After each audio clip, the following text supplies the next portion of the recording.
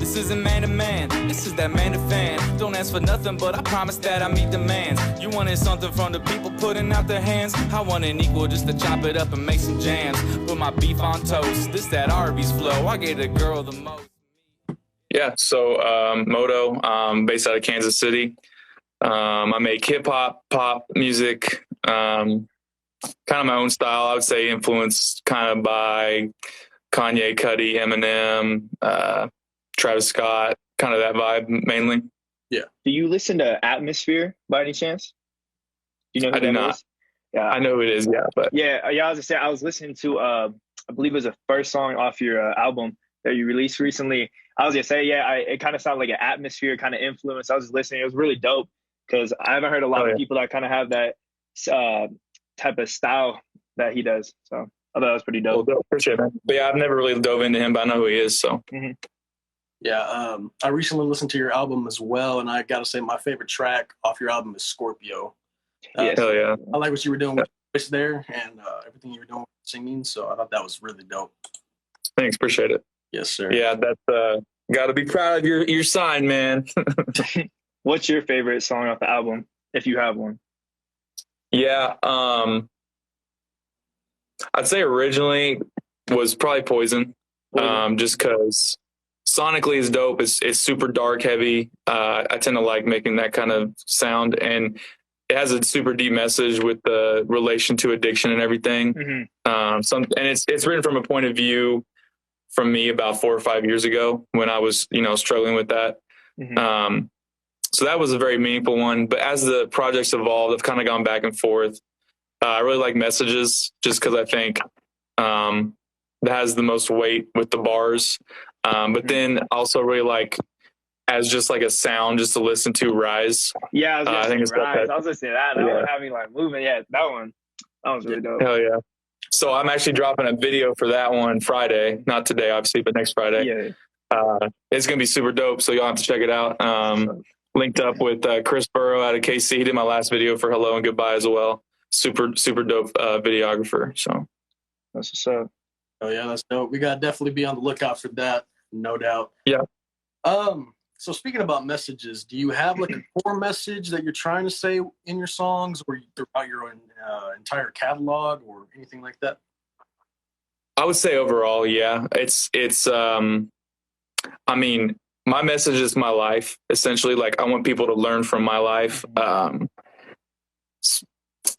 mean, just take the human experience as it is. Like I have very arrogant, cocky songs. I have very, calm, emotional stuff. I have things telling you, how to be successful, how to get in that mind state. I have, like Poison talking about drug addiction in the past. Like really, I just want to like give you my experience of life and maybe you'll relate to it or take something from it. That's kind of the message, I think. Staying as real as possible to myself. So how long have you been making music, did you say? As like a serious artist, 3 years now. Oh, yeah. What really like got you into making music? Because I know everybody has different influences, just people around them. So what would you say, I guess, who was like the main artist or just person around you that really inspired you to start recording? Yeah. So like back in high school when I was like 14, 15, something like that, I was huge rock and metal. I like all genres of music, for the most part. But my favorite at that time was like rock and metal. I mean, angsty teenager, So, it was definitely connecting. But then tapped into Eminem, honestly, and got hooked on hip hop. And it was just at a weird time where like Soulja Boy and that kind of era was like super popular, and I was not messing with any of it. But then I found like Eminem and then Tech Nine being from the Midwest and artists like that, and then I started diving into it and just started writing and recording. But then didn't really do it seriously until 2018. My brother passed away, and it just made me look at life and be like, "Yo, why aren't you doing this?" And so I went after it full force. Yeah, that's good. I'm sorry to hear that, man, but hey, you got the right head on your shoulders, man. So yeah, that's what's up. Yeah, for sure. What would you say your strengths are as an artist, and what could you improve upon? Okay, this is cool. I like this. Okay, strengths, definitely writing, knowledge of how to use my own voice, I'm not someone that could probably write super well for other people, but I definitely know how to use my voice to fit what I'm trying to do. Just a lot of fucking hours, of doing it over and over. But weaknesses, learning to step back at a point and just be like, this is done. This is done. And you can't keep going in and tweaking every little damn thing that you hear, because it'll drive you crazy. And I think as I've gotten, farther in this, I've become more accepting of that. But I think it's still something I can still improve on. Do you produce as well and or mix and master your own music? Mix and master, yes. Do not produce. Okay. Have you ever looked into getting into producing at all, or? Yeah, I have. Right now, it's just strictly a time thing. I also work a full-time job as well. So to me, it's like I would probably half my output. Yeah. So, but when I can transition to full-time music, which I think I'm a year or so, maybe less than that away, to be honest. So when I transition that, one thing I really want to dive into is the production side of things, because I love like Kanye West's production is like my favorite, that and Dr. Dre, and just like, I think I could do it as well. It's going to take a lot of practice, obviously, but I think it's something I could do as well. That's what's up. Hell yeah. I love me some Kanye productions. Yeah, for real. Yeah. What'd you think of Donda? What did both of you guys think? I like Donda. It's not his best album, but I liked it. I would have cut the majority of the part twos out.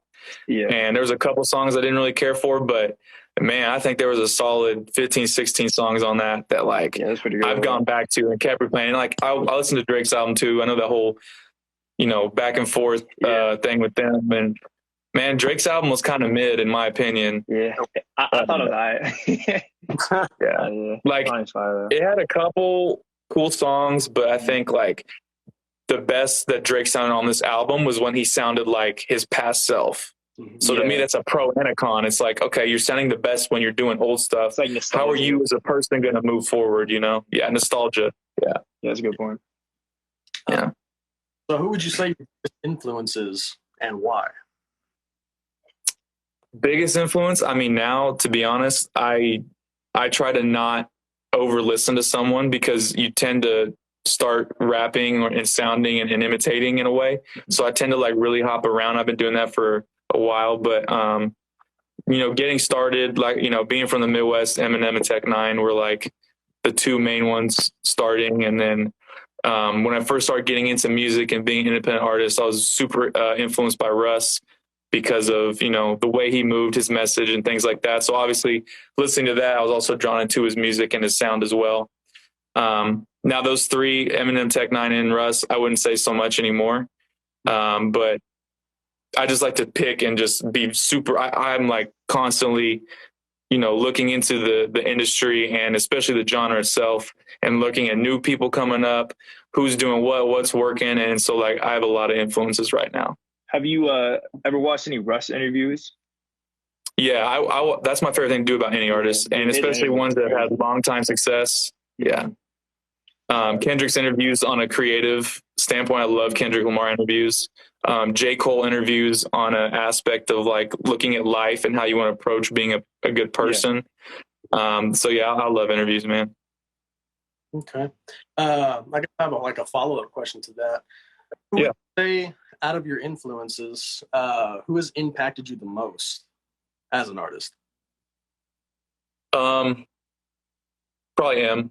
Just because, he got me started in it, and, being white in hip hop, that's the top one you're never going to touch. So, I would be lying if I said there wasn't a point in time when I was younger where I wanted to dress like Eminem and do his mannerisms and just like hold myself that way. So definitely Eminem. But I think, it's important to grow and find yourself, find your own image, artist, and just the way you hold yourself too. But yeah, I would say M's probably had the biggest impact on my career. Okay. All right. Yeah, I can dig that. I'm also an M fan. I didn't start listening to him until about like the old, because I mean, I was barely born in the 2000s, so I didn't get into him until I was older. Yeah. But, he's definitely become a big part of what I'm trying to do in terms of rapping. So yeah. And I mean, on a technical level, that dude is crazy. Even now, like I think in my opinion, his sound is not as good now, but like on a technical level, that dude is still killing everything he does. 20 plus years. It's like, like that man is, if he's not 50, he's pretty damn close to 50 years old now. He's got to be like 48 or something like that. Like you think about when you're growing up and think about someone they're 50, like, damn, that person's old. Now you look at Eminem, it's like, holy shit, that dude is 50. Yeah, I'm like, damn, but he's still like, it's crazy. Yeah, that's I'm not sponsored by LaCroix, but sparkling water, that's my shit. Yeah, sparkling water keeps you hydrated, keeps you from drinking pop. You know, I got my hydro. Try to stay hydrated with this. Hey. Remind me to drink more water. Exactly, man. Oh yeah. Cut out for a second. Hold up, let's signal my dude. For a second.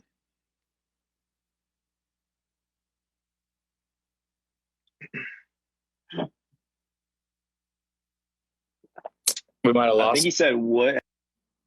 Okay. Hey, wait. Can you hear us now? Okay, you're back. You're back. Perfect. All right. Go ahead. Repeat the question.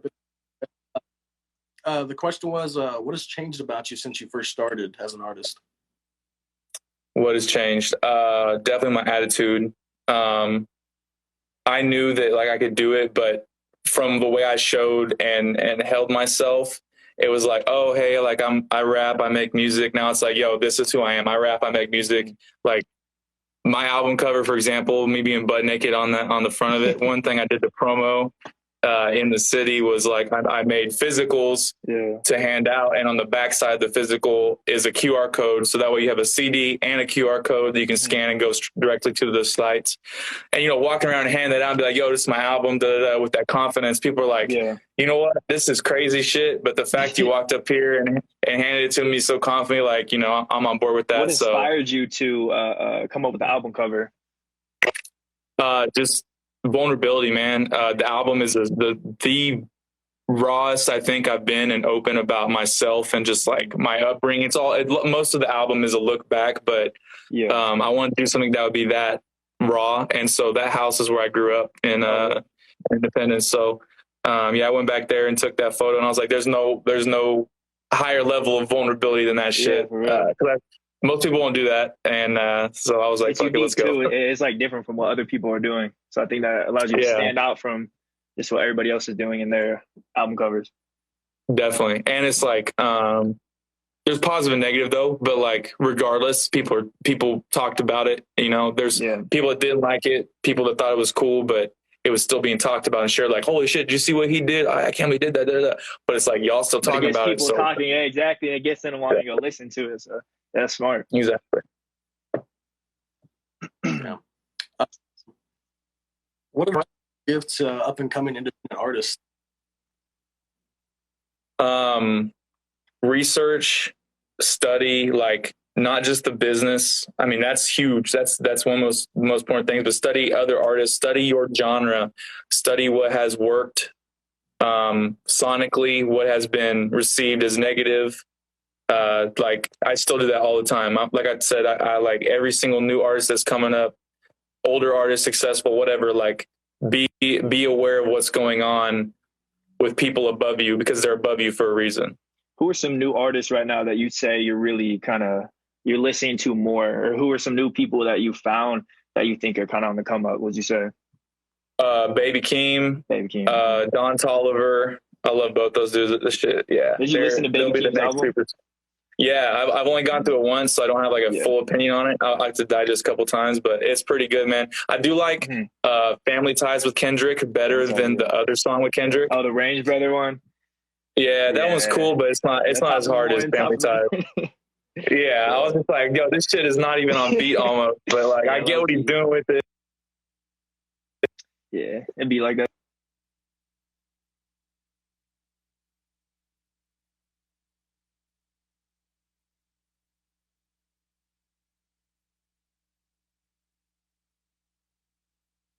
And twerking at shows. I'm gonna start wearing a man thong and twerking at shows. Dude, I've put a song for review, And bro, somebody in the chat, I remember they're like, "Yo, I can see Coyle Ray dancing there." So I'm like, bro, oh my god. I was like, I don't know whether that's like good or that's bad. I was like, hey.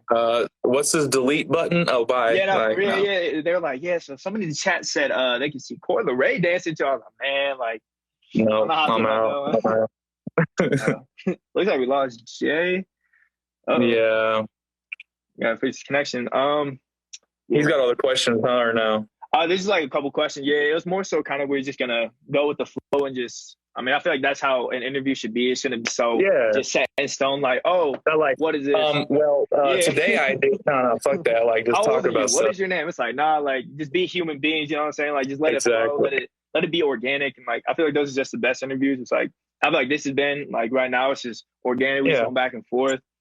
But I mean, yeah, like one of the questions though, it was just, what does music mean to you, and what do you really plan on doing? I would say, in like, let's just say the next 5 years, what's your plan or what's your strategy to really just promote yourself and get out there? Yeah, so I kind of touched on this a little bit with Karma in the last interview, but my 1 year kind of goal is to become financially stable with the music, and I think I'm headed that way with my approach of like being extremely myself and real, but also looking at things very, very scrutinizingly with how I look on everything, how everything's approached. I feel like a lot of people in today's era with the pressure on artists to put out. Yeah. People don't think about before they put out why they're putting it out, what image they're going to use. It's just quantity over quality. Yeah. And like, you need to have both. And so that's something that I've been very, very poignant on to make that a focus.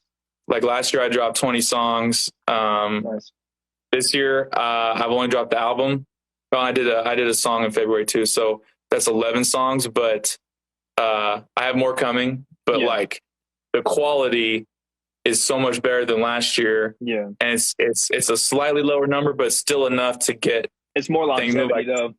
If you exactly like like the shit on this album, people are going to be able to listen to next year and a year before, because I'm talking about things that affected me 5 years ago, 3 years ago, 10 years ago. Because it's real, this raw stories. Yeah. And like not even on some like sappy stuff to like, feel sorry for him. No, it's like this is what happened. And you know where I'm at now. So you understand, okay, he went through this, he did this. This is an experience he had. He can do this. So why can't I? That's the thing with that. And then as far from that, just continue doing that. Yeah. I can honestly see myself in 5 years being at like, if not like a national level, definitely being on nationwide tours. I don't ever think I'm going to.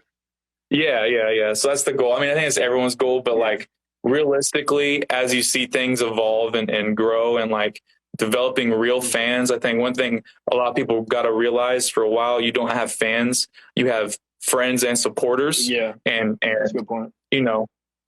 Friends and family can be supporters. Friends and family can be fans. Supporters can be fans, but you can't take all those as fans. Yeah, it's like that one goal blows you up and really gets you out. Right. And their support is super like needed, like 100%. You got to have that base set of people, and then growing from there and making people on a connection. Like, I didn't know you before this, and the only reason I know you is because you like my music. That's a fan. And that shit is super cool to see. And once you start seeing that happen and seeing like what works with what, you just keep repeating that formula, but innovating as well, but continue to do that. And I think things become a lot more reachable that way. Yeah. I feel like it's one of the big things. Yeah. Just like staying humble and like really like what you're saying, you went back to your, the house you grew up in and made your album cover. Yeah. It's like, just really staying humble and just knowing where you came from and not like portraying this image of, oh, I'm from a different area. It's like, no, like, stay humble, like be yourself, stay true to yourself, and be like, this is where I am, or this is where I came from, this is who I am, and this is what I'm going to do. I feel like it's the biggest thing for an artist. Yeah, wear those scars, don't cover them with makeup, Exactly. That's a bar right there. Someone write that down now. I know, Take that down. All right, so we got about a minute or two left, and I guess this is my final question to you. And with you saying you know, you have particular messages in your songs, and especially, you know, you said you had one song where you're talking about drug addiction. I think that's very deep. So I guess the question is, how much do your songs and your music mean to you? Oh, dude, like everything, man. Like I wake up thinking about it, and like I have such an emotional attachment to everything I create because it is, and whether it's me, even if it's me being cocky and on a vibe, like that is me feeling that. So I want people to perceive it as that, like, yo, oh, I feel the same way now. So, I mean, if you're not connecting to that, like say I made a song and I don't believe what I'm saying, or I don't believe the emotion or whatever, like that's a scrap song to me. So what I do put out, it means everything, because that is literally giving a piece of myself to everyone. Mm-hmm. Hell yeah. That's really powerful. That's really deep. Hell yeah. We appreciate you for coming on. That is all the time for right Thank now. you, bro. Yeah, appreciate both y'all. It was a cool conversation. I know that was fire. I like that. Yeah, thanks. Appreciate it. It was cool to get 2 interviews out of this, really, because I mean, last time too. But your guys' write-up looked really professional and clean, so I was like, hey, that's what's up. So you guys have a good thing going too. Keep working on it and keep growing, because this is needed, you know, in indie in the indie music scene. So yeah, trying to put everybody on right now. Hell yeah. That's the way to share the love. Share the love. For real. But yeah, I guess I'll see you guys later. An honor interviewing you. Good luck with music, and we'll be on the lookout for your music video. Hell yeah, appreciate it. Nice meeting both of y'all. Next Friday? Yeah, Friday. So was that 9/17? 9/17. 9/17. Y'all heard it, 9/17. Yeah. 9/17 Rise music video. All right, appreciate y'all. Thank you so much. See you later, man. Later, bro. Peace. Later, man. Later.